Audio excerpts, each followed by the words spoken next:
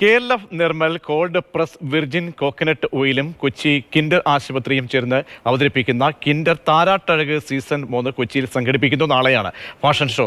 ഗർഭിണികളായ 100ലധികം സ്ത്രീകളെ അണിനിരത്തിയാണ് ഷോ സംഘടിപ്പിക്കുന്നത്. ഗർഭിണികൾക്കായുള്ള ലോകത്തെ ഏറ്റവും വലിയ ഫാഷൻ ഷോ എന്നാണ് സംഘാടകരുടെ വിശേഷണം. അമല പോൾ ആണ് മുഖ്യാതിഥി. അമലയും റാമ്പിൽ ചുവടുവയ്ക്കും. ലോക റെക്കോർഡ് ലക്ഷ്യമിട്ടാണ് ഇത്തരമൊരു ഫാഷൻ ഷോ സംഘടിപ്പിക്കുന്നത് എന്ന് സംഘാടകർ അറിയിച്ചു.